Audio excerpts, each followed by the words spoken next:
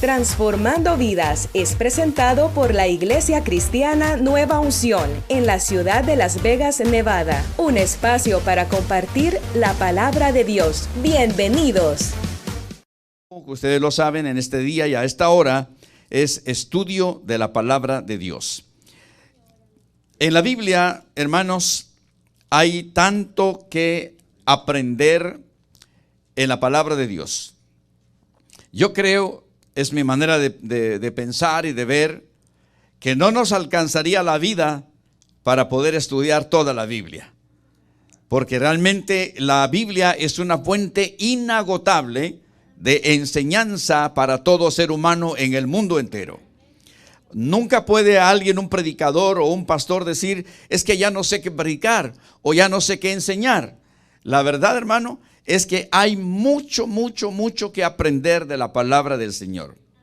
40 años, 50 años de nuestra vida, 60 años de nuestra vida, no nos alcanzaría para estudiar toda la palabra de Dios. Así que hasta donde el Señor nos lo permita, vamos a seguir aprendiendo de la palabra del Señor. Amén. Entonces, este es un tema muy interesante. Vamos a leer primero la porción. Primera de Pedro, capítulo 4.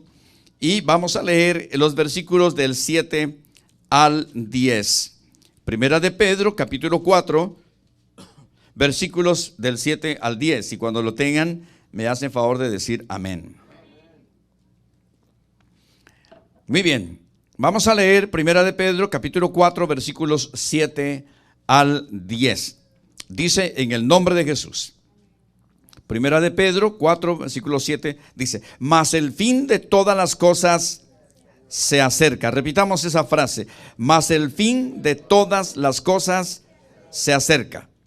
Sed pues sobrios y velad en oración.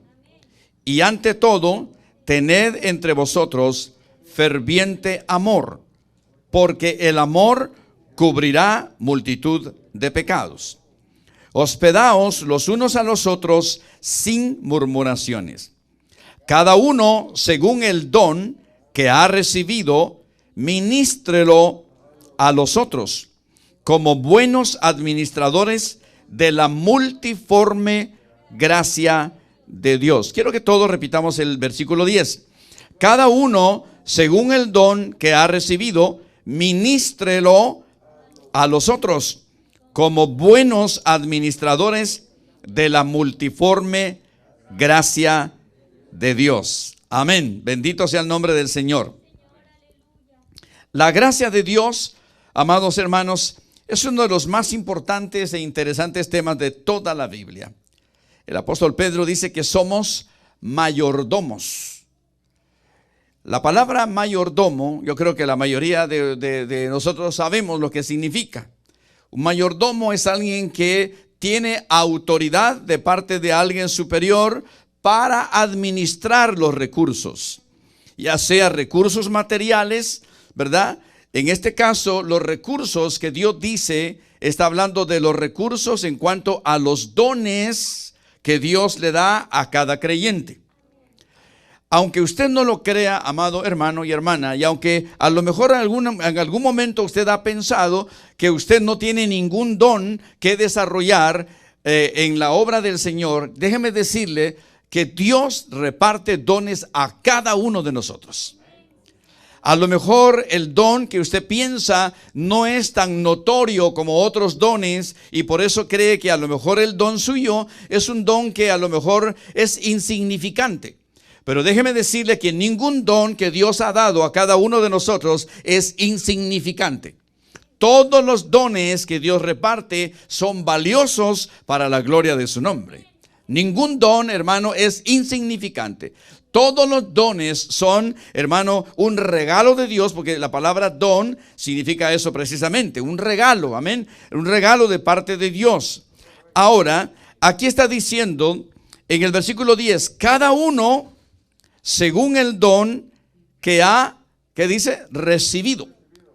Y sigue diciendo, ministrelo a los otros. ¿Qué significa esto? Que el don que cada uno de nosotros hemos recibido, debemos de usarlo para el bien de los demás. Por ejemplo, Si alguien tiene el don de la oración, de la intercesión, porque déjeme decirle que todos los cristianos, todos los hijos de Dios debemos de orar, ¿sí o no? Todos los creyentes en el mundo entero debemos de tener la disciplina diaria de la oración. Sin embargo, Dios también da el don de la intercesión. ¿Qué quiere decir esto? Que hay hermanos en las congregaciones que sienten de parte de Dios una carga fuerte para orar por las necesidades de los demás. Y de repente el Espíritu Santo pone en alguno de ustedes el nombre de una persona, ya sea un hermano de la congregación, ya sea un compañero de trabajo, ya sea un compañero o un vecino que a lo mejor está pasando algún problema, alguna necesidad, o a lo mejor usted no sabe nada de él, pero Dios se lo puso en su mente para que ore por él. Entonces, hermano, ese es el don de la intercesión. Orar por otros aunque usted no sepa lo que está pasando. ¿Me doy a entender, iglesia? Yo no sé si alguna vez usted ha tenido esa experiencia. Yo la he tenido muchas veces, ¿verdad? De repente estoy orando y así de repente en mi mente, ¿verdad? El Señor pone una necesidad o pone una persona, un hermano. Y si yo conozco la necesidad, oro específicamente por esa necesidad. Pero si no conozco la necesidad o el problema, le digo, Señor, tú conoces cuál es el problema, intercedo por esta persona. Amén. Ese problema, entonces intercedo. Ese es un don. Amén. Entonces dice aquí, cada uno según el don que ha recibido, ministrelo a los otros. O sea que nadie debe quedarse sin usar el don que Dios le ha dado. Ahora, si hay alguien aquí que puede pensar, oh pastor, es que yo no sé cuál es el don que Dios me dio, pues pídale al Señor que le muestre. Pídale al Señor que le muestre cuál es el don que el Señor le ha dado.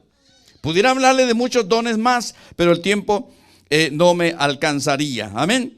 Ahora dice, como buenos administradores, sigamos leyendo, como buenos administradores de la multiforme gracia de Dios.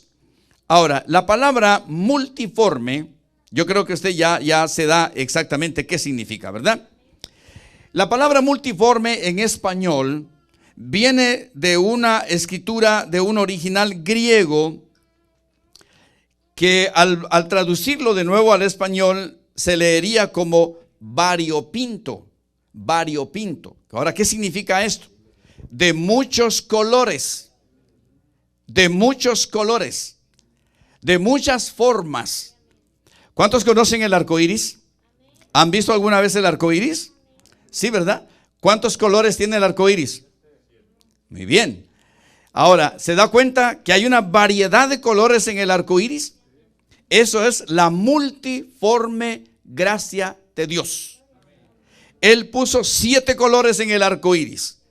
Ese es un ejemplo para ilustrarle que dentro del cuerpo de Cristo, hermano, también hay multiforme gracia en los dones que Dios nos da a cada uno de nosotros.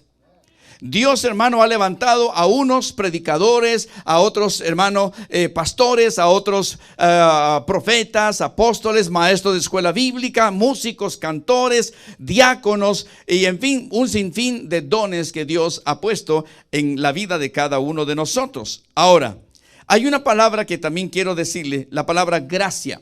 ¿Qué significa gracia? Bueno, gracia significa el amor y el favor de Dios hacia el hombre, escuche bien, de hacerlo puro y moralmente fuerte. Voy a repetir lo que significa gracia. Significa, dice, el amor y el favor de Dios hacia el hombre de hacerlo puro y moralmente fuerte para la gloria del Señor. Amén. Ahora, voy a hablar a continuación de una de las formas de la gracia de Dios, que es la gracia salvadora, o sea, la gracia para salvación. Eso es una gracia. Amén.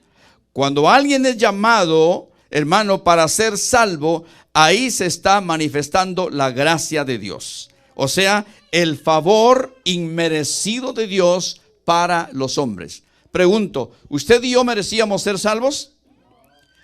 ¿Qué merecíamos nosotros a causa de nuestro pecado? La muerte. El apóstol Pablo dice que la paga del pecado es muerte. Amén. Mas la dádiva de Dios, el regalo de Dios, amén, amén, es salvación y vida eterna en Cristo Jesús. Porque no hay otra manera de obtener la salvación, solamente por medio de Jesucristo. Amén. No hay religión, no hay buenas obras, es solamente por la gracia inmerecida, amén, para nosotros que Dios el Padre envió a su Hijo Jesucristo. Le voy a hablar rápidamente en cuanto a la gracia de Dios. Primero, aunque voy a más adelante a decirle los versículos. Dice la Biblia que usted y yo podemos caer de la gracia.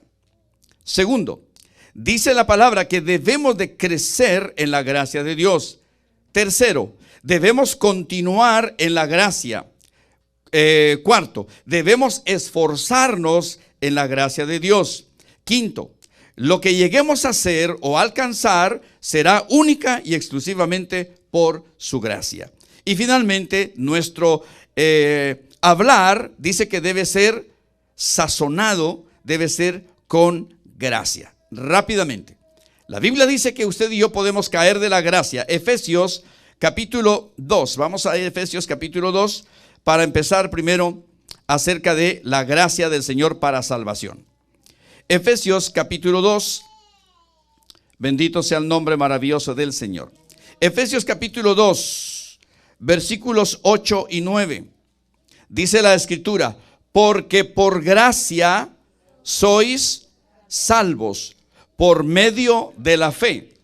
Y esto no de vosotros, pues es don de Dios, no por obras, para que nadie se gloríe. Claramente el apóstol Pablo está diciendo de la gracia salvadora de nuestro Señor Jesucristo.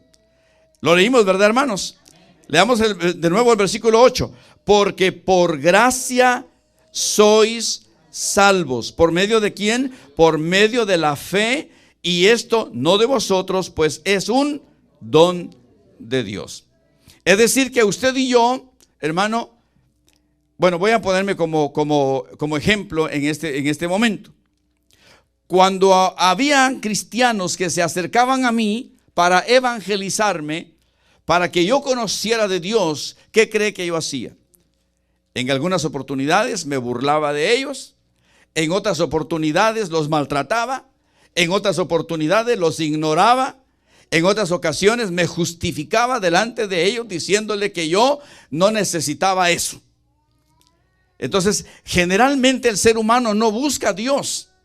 Es Dios el que busca al hombre. Es Dios el que busca al pecador. ¿Para qué? Para salvarlo. Amén. Entonces, esa es lo que se llama la gracia salvadora de nuestro Señor Jesucristo. Usted y yo no merecíamos la salvación, pero por su gracia, por su amor, por su bondad y por su misericordia, hoy estamos aquí conociendo a un Dios todopoderoso que ha cambiado nuestra vida, que ha renovado nuestra manera de pensar y que está haciendo todavía más obra en la vida de cada uno de nosotros. ¿Cuántos son salvos de los que estamos aquí? Usted fue salvo por gracia, no por obras, dice la palabra de Dios. Amén. Ahora, en Hebreos, avancemos a la carta a los Hebreos, en el capítulo 12. La Biblia dice que el creyente puede caer de la gracia. Hebreos capítulo 12, vamos a leer primero el versículo 3. Dice, considerad a aquel que sufrió tal contradicción de pecadores contra sí mismo, para que vuestro ánimo no se canse hasta desmayar. Por favor, iglesia, leámoslo todos en voz alta. Considerad a aquel que sufrió tal contradicción de pecadores contra sí mismo, para que vuestro ánimo no se canse hasta desmayar. Ahora, Cristo sufrió contradicciones. ¿Qué dice usted? En su tiempo, en su ministerio terrenal. ¿Sufrió contradicciones? Hermano, en todo momento. ¿Se acuerdan de los fariseos, de los saduceos, de los herodianos y de todas esas sectas? Siempre contradecían lo que Jesucristo enseñaba. Pero en ningún momento el Señor Jesucristo desmayó y cumplió la misión con la cual Él había venido a este mundo. Se había hecho hombre para salvar a los pecadores, y como dijo Pablo, de los cuales yo soy el primero, dijo él. Amén. Entonces, hermano, ahora dice entonces el escritor a los Hebreos que ciertamente usted también y yo podemos sufrir contradicción en este mundo por nuestra fe en el Señor Jesucristo. ¿O se le ha hecho fácil a usted ser cristiano en medio de una familia incrédula? ¿En medio de compañeros o vecinos que no son creyentes? Hermano, hemos sufrido contradicción. Pero dice, hermano, que nosotros no desmayemos.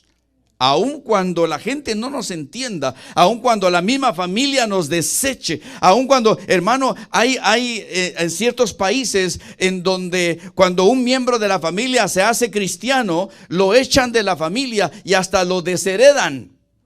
Yo no sé si usted ha sabido algo de esto, pero aún lo desheredan. Lo echan de la casa y lo desheredan. Y dice, yo, hermano, he sabido mucho de esto, pero no, la verdad le digo, a veces entristece cuando la gente no entiende. Por ejemplo, cuando una madre no entiende que una muchacha, una hija se convierte. Eso porque yo lo escuché hace algunos años, cuando recién yo era convertido, de una madre de familia que echó de la casa a su hija, una jovencita más o menos como de unos 16 o 17 años, la echó de su casa por haberse convertido al Señor Jesucristo. Y sabe que esta señora, con una tremenda falta de sabiduría y de entendimiento, y no comprendió que el paso que había dado su hija era la mejor decisión que todo ser humano puede cometer o hacer, que es recibir a Cristo como su Señor y su Salvador personal. ¿Cuántos padres de familia anhelan que sus hijos tengan un encuentro personal con Cristo? ¿Verdad que sí? Hay padres de familia, madres que tienen hijos que están en drogas, que están en alcohol, que están, hermano, en homosexualismo, están en lesbianismo y quisieran que se convirtieran al Señor. Ahora yo le pregunto, ¿Dios puede hacer la obra de conversión en esas personas? Por supuesto que lo puede hacer, pero aquella madre le echó prácticamente una maldición a la hija, porque le dijo, hubiera preferido que fueras una mala, ¿cómo le dijo? Mala mujer, de mala vida. Y no ser evangélica, le dijo.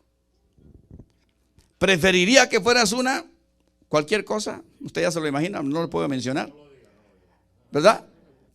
Pero no que seas cristiana. Imagínese, sin entendimiento. Entonces, hermano, qué contradicción. Mientras muchos padres de familia quisieran que sus hijos conocieran a Cristo, hermano, otros no están entendiendo y están menospreciando a esos muchachos que se convierten al Señor Jesucristo. Entonces hay contradicción. Amén. Hay contradicción. Ahora vayamos a los versículos del 12 al 16, ahí mismo en Hebreos 12. Dice los versículos del 12 al 16. Dice, por lo cual, levantad las manos caídas y las rodillas paralizadas, y haced sendas derechas para vuestros pies, para que lo cojo no se salga del camino, sino que sea sanado. Seguid la paz con todos y la santidad, sin la cual nadie verá al Señor. Mirad bien, no sea que alguno deje de alcanzar la gracia de Dios, que brotando alguna raíz de amargura os estorbe, y por ella muchos sean, ¿qué dice? Contaminados. 16. No sea que haya algún fornicario o profano como Esaú, que por una sola comida vendió su primogenitura. En el versículo 15, mirad bien, no sea que alguno deje de ¿qué? Alcanzar la gracia de Dios. Ahora, el Señor está diciendo claramente a través de la carta a los hebreos que muchas veces, hermano, hay un elemento, muchos, pero voy a hablar solamente de uno que lo dice aquí el texto bíblico, Por lo cual mucha gente no disfruta la gracia de Dios, de una vida plena, de una vida feliz, de una vida victoriosa, de una vida de triunfo, de una vida de servicio al Señor, y es la amargura. ¿Notó que mencionó la palabra amargura? ¿Sí o no? A ver, leamos otra vez el versículo 15. Mirad bien, no sea que alguno deje de alcanzar la gracia de Dios, que brotando alguna raíz de amargura os estorbe y por ella muchos sean contaminados. Hermano, la amargura es como un veneno. Vaya, yo creo que ahora está de moda la palabra virus. La amargura es un virus, es un veneno. Y dice aquí el autor de la carta a los hebreos, y está hablando de cristianos, no está hablando de inconversos, porque esta carta fue dirigida a cristianos. Hermano, no debería de haber dentro de cualquier iglesia cristiana en el mundo gente con amargura. Pero ese es el ideal, pero la realidad es otra. Dentro de algunas congregaciones en el mundo entero hay hermanos, hay miembros, sea hombres o sea mujeres, que por alguna razón han caído en un estado de amargura. No, muchas causas pueden generar en un estado de amargura en la vida de un cristiano. Y esa amargura es como un veneno, es como el virus que se contamina. Porque la persona que está en el estado de amargura no quiere solamente esa persona estar en amargura, sino que a cualquiera otra con la cual tenga la oportunidad de platicar, le transmite el veneno de la amargura. Le transmite el virus de la amargura. Y sabe que, déjeme decirle alguna cosa, ahí no hay tapabocas, ahí no hay mascarilla que valga, hermano. ¿Sabe por qué? Porque eso está en el corazón. Entonces dice el autor de Hebreos que si alguno dentro de la congregación está en ese estado de amargura, dice que no disfruta, no aprovecha, hermano, la gracia de Dios. Dios quiere bendecir a cada uno de nosotros, pero muchas veces, hermano, hay otra palabra que usted y yo leímos ahí que es estorbo. ¿Sí leímos la palabra estorbo? Sí, ¿verdad? Dice, os estorbe y por ella muchos sean contaminados. La amargura es un estorbo para la vida de la persona que lo está padeciendo, que lo está sufriendo, y esa amargura le estorba todas las bendiciones que Dios quiere derramar sobre su vida. Amén. ¿Cree usted que un creyente lleno de amargura puede ser un instrumento para la gloria de Dios? De ninguna manera. Una persona con amargura lo que hace es contaminar a los demás. Amén. Y por eso la frase de caer de la gracia de Dios. Porque cuando se dice caer de la gracia de Dios, significa que no está disfrutando de todas las bendiciones que Dios nos quiere dar a causa de algo que estorba y se llama amargura. Entonces, hermano, dice el Señor que debemos de arrancar cualquier raíz de amargura que tengamos. Que debemos de sacar esa amargura. No importa lo que haya producido la amargura en nuestra vida. Quizá algún menosprecio, quizá, hermano, una palabra ofensiva, quizá una traición, quizá un engaño, quizá cualquier cosa, hermano, que pudo haber provocado amargura en nuestro corazón. Hay que sacarlo para la gloria de Dios. Porque de lo contrario, todo lo que Dios quiere darnos, hermano, no lo podemos disfrutar a causa de eso que estorba. Amén. Dice amén los hermanos. Entonces tengamos mucho cuidado con esta situación, este veneno llamado amargura. Ahora, démosle un giro totalmente de 180 grados a esta parte y vamos a la parte que dice que usted y yo debemos de crecer en la gracia de Dios. Repito, debemos crecer en la gracia de Dios. Segunda de Pedro, capítulo 3, por favor. Segunda de Pedro, capítulo 3, versículo 18. Aleluya. Dice, segunda Pedro 3, 18. Antes bien, creced en la gracia y en el conocimiento de nuestro Señor y Salvador Jesucristo. A Él sea gloria ahora y hasta el día de la eternidad. Amén. Hermanos, la Biblia dice que debemos de crecer en la gracia y en el conocimiento de nuestro Señor Jesucristo. Le hago una pregunta: ¿qué tanto sabe usted del Señor Jesucristo? Repito la pregunta: ¿qué tanto sabe usted del Señor Jesucristo? ¿Qué tanto conoce de la vida de Cristo? Dice el autor, el apóstol Pedro, que debemos de crecer en el conocimiento de Cristo. Ahora, ¿cómo vamos a conocer a Cristo? A través de su palabra. Amén. Dice amén la iglesia. A través de su palabra. Dice, creced en la gracia y en el conocimiento. Es decir, hermano, que cada don que el Señor haya puesto en cada uno de nosotros, debemos de desarrollarlo. Repito, cada don que Dios nos ha dado, debemos de desarrollarlo a manera de cada vez sea mejor desarrollado y puesto en función el don que nos haya dado el Señor. Amén. Bendito sea el nombre del Señor. Voy a hacer una pausa aquí porque necesito saber si me estoy dando a entender. Cada uno de ustedes está seguro, y si no, pues no se preocupe, no hay ningún problema, que cree que Dios ha puesto en su vida por lo menos un don. ¿Unos cuantos? A ver, de otra manera, levante la mano el que cree que tiene por lo menos un don. Gloria a Dios. 2 manos levantó allá mi hermana. Muy bien, gloria a Dios. Sí. Es la multiforme gracia de Dios. Le voy a poner un ejemplo. Nuestra hermana Stephanie toca la batería. Eso es un don. Pero además es maestra de escuela bíblica. Son 2 dones. Y no sé qué más hace, porque a lo mejor tiene otros dones. ¿Me doy a entender? Entonces, hermano, Dios ha dado esas capacidades para que nosotros las pongamos, dice, para que las ministremos a los demás.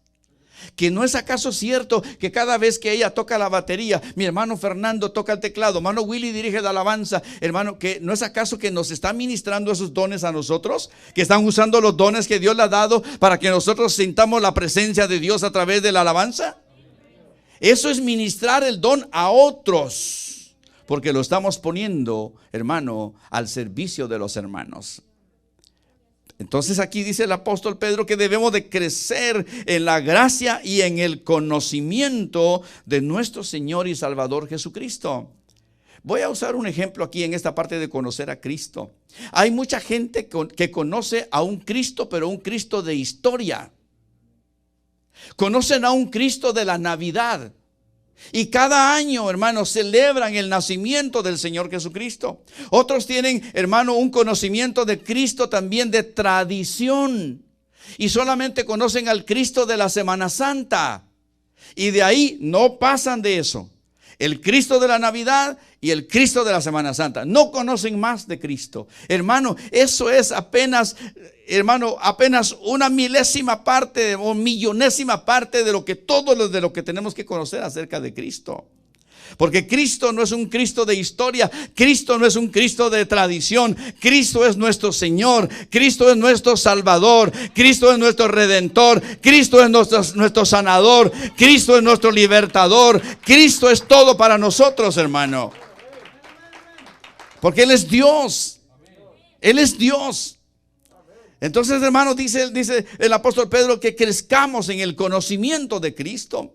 ¿Y cómo vamos a conocer acerca del conocimiento de Cristo? A través de la palabra. Que no es un Cristo que sanó paralíticos, cojos, ciegos, mancos, mudos. Y hizo muchos más. Entonces, hermano, tenemos que conocer a ese Cristo. El que todo lo puede. Amén.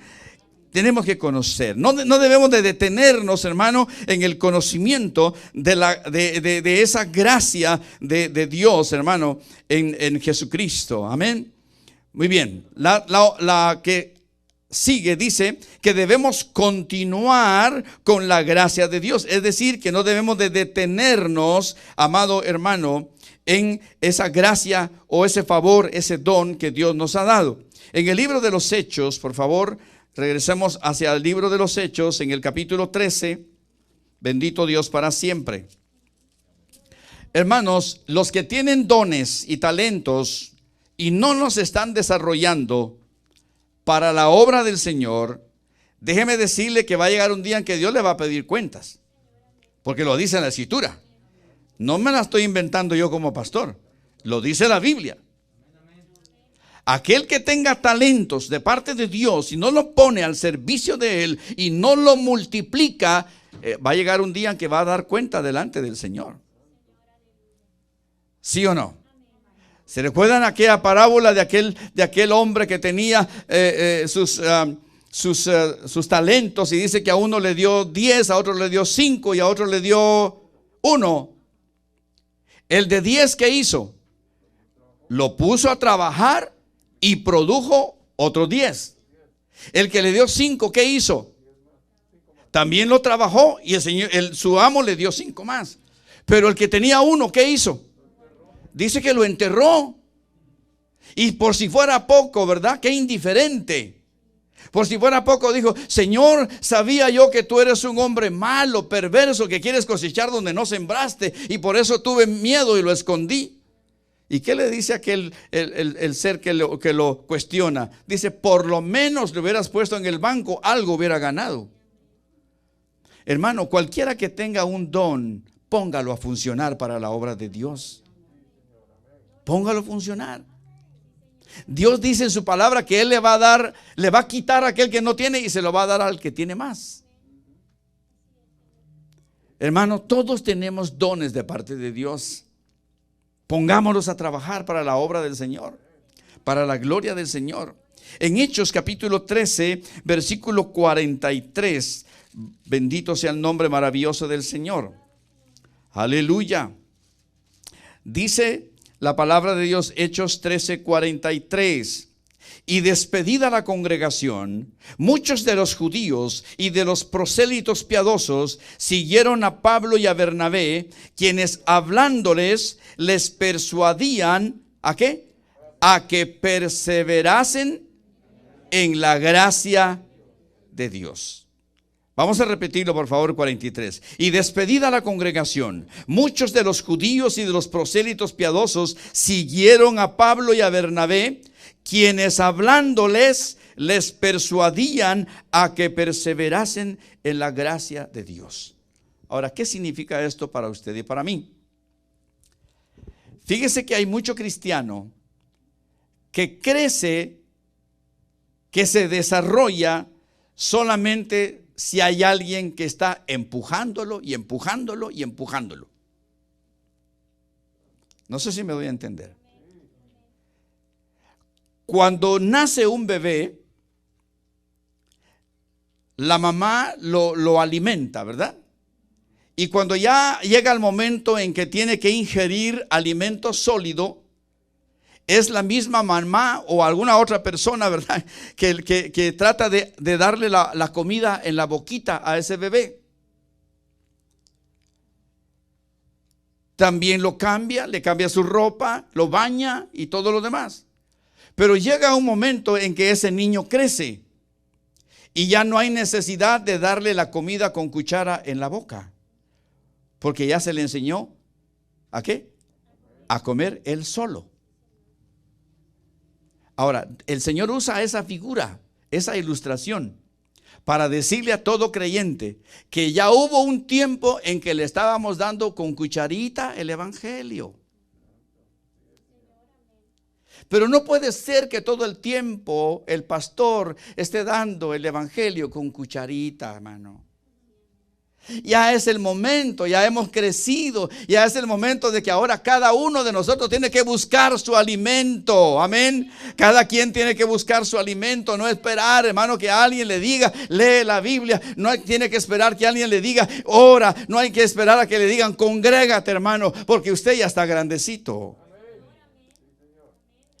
Usted y yo no somos bebés en el evangelio. Dice un escritor de una de las cartas, ya deberíamos de ser maestros.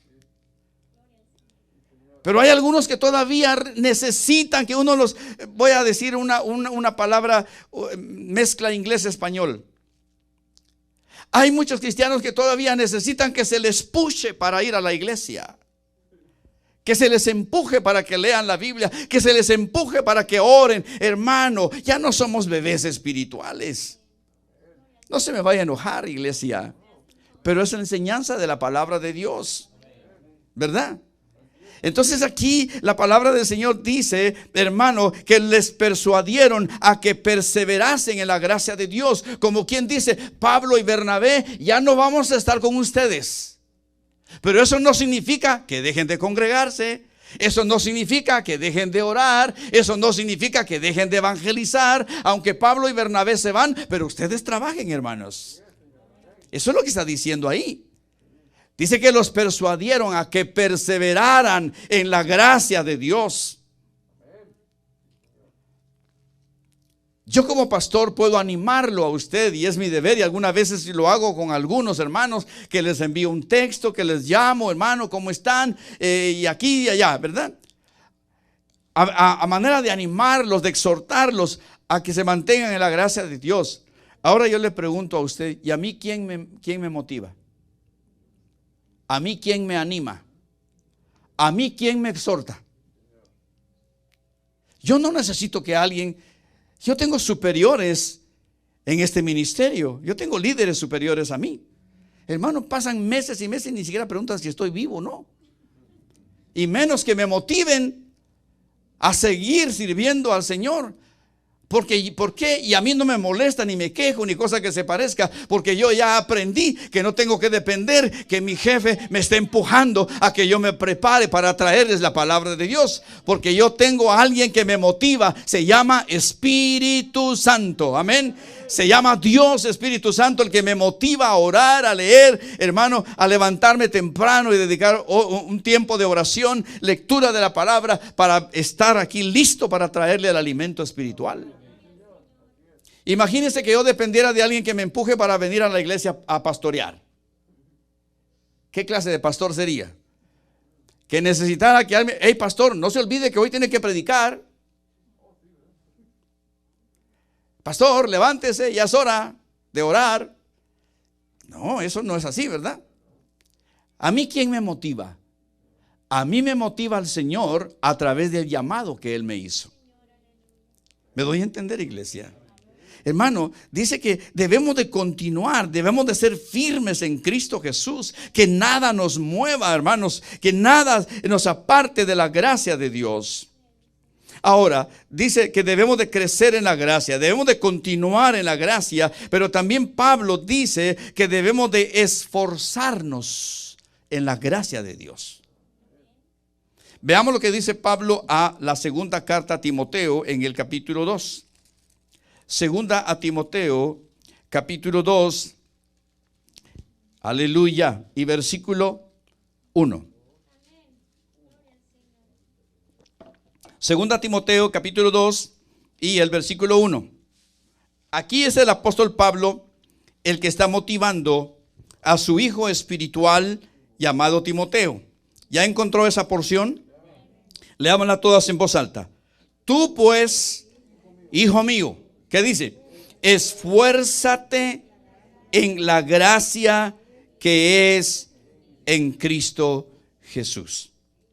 Ahora, fíjese bien, Pablo está animando, exhortando, motivando, empujando, pushando, llámele como usted quiera, a Timoteo. ¿Sabe por qué? Porque Pablo sabía que Timoteo tenía el llamado a ser un evangelista. Tenía el llamado para ser un maestro de la palabra de Dios. Tenía el llamado para ser un pastor de una iglesia, Timoteo. Pero ¿qué le dice Pablo? Claro, porque Timoteo todavía estaba desarrollándose en su vida ministerial. Estaba joven, necesitaba que sí el tutor, ¿verdad? Porque todos necesitamos un tutor o alguien que nos enseñe, algo que nos ayude. Nosotros en asambleas de Dios, cada primer sábado del mes tenemos una reunión precisamente que se llama así, de tutoría pastoral. Nos reunimos todos los pastores y hay uno superior que es el que nos da la enseñanza. Y oramos los unos por los otros, por los problemas, por las necesidades, porque todos necesitamos en algún momento que se ore por nosotros. ¿Cuántos dicen amén? Entonces dice Pablo al joven Timoteo: tú pues, hijo mío, esfuérzate en la gracia que es en Cristo Jesús. ¿No le parece que esto es similar a lo que le dijo el Señor a Josué cuando lo llamó a continuar la labor de llevar a Israel a la tierra prometida? Moisés ya no estaba, era el líder de Josué, pero ya Moisés había muerto. Y entonces, ¿qué le dice el Señor? Esfuérzate y sé valiente. No temas ni desmayes, porque Jehová tu Dios estará contigo donde quiera que vayas. Ahora, esa palabra también es para cada uno de ustedes, hermano. Esfuércense, sean valientes, no teman, no le teman al virus. No le teman a todo lo que se oye por ahí, por los medios de comunicación. No le teman a eso, hermanos, porque Dios está en control de la situación. ¿Qué sería de nosotros, hermanos, si estuviéramos a merced de los hombres, a merced de los gobernantes, a merced de toda esa gente, hermano? No, ¿qué sería de nosotros? Por eso no debemos de temer, porque cualquiera que sea la situación, la circunstancia que se pueda vivir, sabemos que hay alguien que está arriba en los cielos, hermano, que está en su trono y que Él es el que gobierna todo el mundo. Y que Dios no ha perdido el control. Y si Dios no ha quitado este virus de la humanidad, Él sabe por qué no lo ha quitado. Porque para Dios, hermano, Él pudiera quitarlo así, en un segundo. Él lo puede desaparecer, porque Dios es todopoderoso. Pero si Él lo permitió, Él sabe por qué lo permitió. Hermano, Dios está en control. No temamos. Y como le dijo el Señor a Josué: esfuérzate, sé valiente. Yo le voy a decir algo, hermanos. Yo sé que no es nada nuevo ni algo que ustedes no sepan. Venir a la casa de Dios, hermano, muchas veces tenemos que enfrentar situaciones. Una de las cosas que a veces se enfrenta es el desánimo. O no me diga que alguna vez no se ha sentido desanimado y no quiere venir a la iglesia. ¿Ah? ¿Verdad que más de alguno aquí se ha sentido desanimado? Por cualquier cosa, no voy a entrar en detalles. Por cualquier cosa a veces nos desanimamos. Hermano, pero eso es normal. Todo mundo podemos en algún momento dado desanimarnos, pero lo que no tenemos que hacer es que el desánimo tome control de nosotros. Así que nos levantemos en el nombre de Jesús. ¿Ha venido dudas a la mente? ¿O nunca le han llegado dudas a usted a su mente? Muchas veces hay dudas, hermano, de toda clase de dudas. Y el enemigo le echa todavía más leña a esa cosa. Y hermano, y se hace un incendio, se hace un fuego grande. Pero hermano, nosotros tenemos que crecer en la gracia de Dios. Dios, hermano, sabía que el joven Timoteo iba a batallar con su ministerio, pero el Señor lo anima. Sigamos leyendo en el versículo 2. Dice: lo que has oído de mí ante muchos testigos, esto encarga a hombres fieles que sean, ¿qué? Idóneos para enseñar también a otros. 3.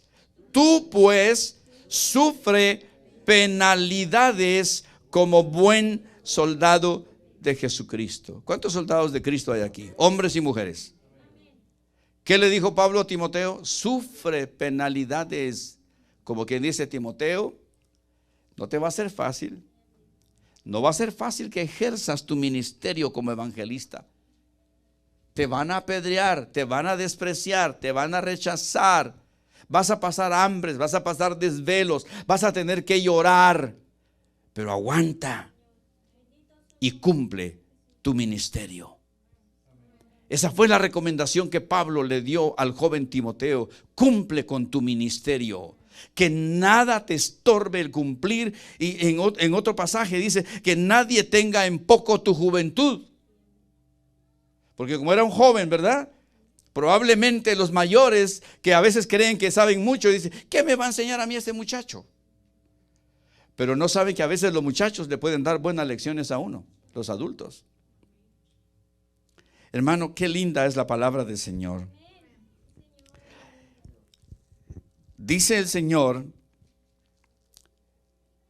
que lo que lleguemos a hacer o alcanzar será única y exclusivamente por su gracia. Último versículo que vamos a leer, 1 Corintios 15 y versículo 10. 1 Corintios 15, 10. Bendito sea el nombre maravilloso del Señor. Ustedes saben del ministerio del apóstol Pablo, ¿verdad? Pero ahora vamos a saber algo aquí muy interesante del apóstol Pablo. 1 Corintios 15, 10. Ya lo encontró porque quiero que todos leamos esta porción. Leamos. Pero por la gracia de Dios soy lo que soy. ¿Qué era Pablo? ¿Qué era Pablo? Apóstol. Leamos otra vez. Pero por la gracia de Dios soy lo que soy. Y su gracia no ha sido en vano para conmigo. Antes he trabajado más que todos ellos. Pero no yo, sino la gracia de Dios conmigo. Pablo estaba consciente, hermano, de que el ministerio apostólico que Dios le había dado era por su gracia. Amén. Que era por su gracia. Aleluya. Hermano, por favor, una última vez leamos ese versículo. Pero por la gracia de Dios soy lo que soy. Y por su gracia no ha sido en vano para conmigo. Y su gracia no ha sido en vano para conmigo. Antes he trabajado más que todos ellos. Pero no yo, dijo él, sino que la gracia de Dios conmigo. ¿Cuántos dicen amén?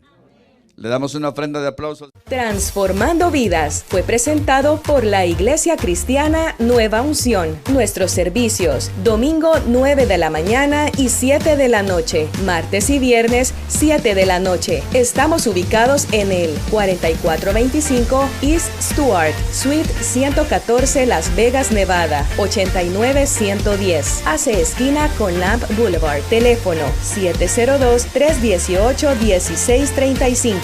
318-1635.